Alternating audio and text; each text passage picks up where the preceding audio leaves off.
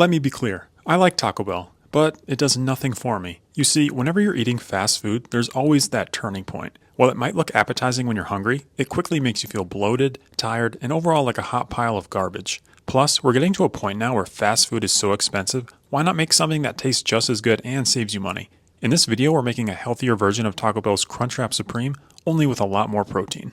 Set a pan to medium heat and add 1 pound of 92% lean ground beef. I'm mixing this with half a packet of reduced sodium taco seasoning for flavor. You'll know when the meat is fully cooked when it's no longer raw. Apart from those little sauce packets, the queso is my favorite thing about the original Crunchwrap Supreme, so you know we've got to include it in our macro-friendly version. All you need is 1 cup of cottage cheese, half a cup of shredded cheddar cheese, 3 tablespoons of milk, and 2 teaspoons of taco seasoning we had left over from earlier.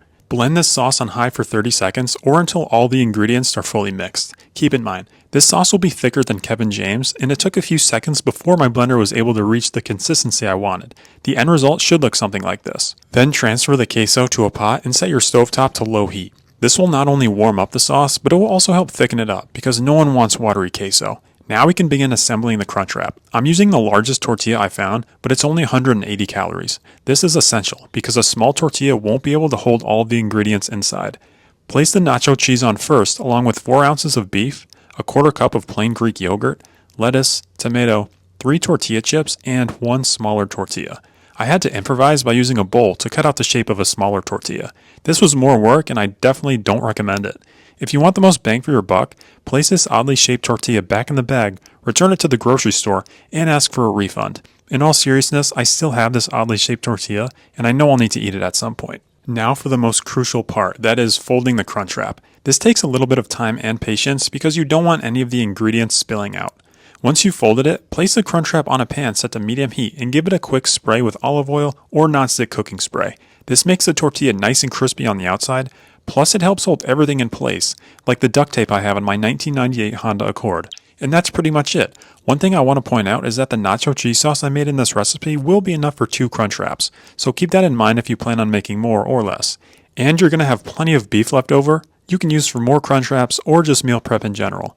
The macros for 1 serving are 355 calories, 30 grams of protein, 33 grams of carbs, and 12 grams of fat. Now there's a few things I want to point out about these macros because yes, they're only for half the Crunchwrap, but hear me out. This thing is much bigger and more filling than Taco Bell's version. A Crunchwrap from T-Bell only has 17.5 grams of protein, so that's one big key difference. The other thing to note is that it's nearly impossible to make this low calorie if you're sticking to a true original recipe. A Crunchwrap Supreme is a super carb heavy meal. You have a large tortilla, a small tortilla, and a crunchy tortilla. Or in my case, 3 tortilla chips. So we're working with a lot of volume here from the start. Another thing I want to point out is that you can always use your own seasoning for the beef, but I wanted to keep this recipe as easy to follow, especially for people who get overwhelmed in the kitchen. And that's pretty much it for this video. Please consider dropping a like and subscribing to my channel if you're a fan of macro-friendly recipes. I would really appreciate it.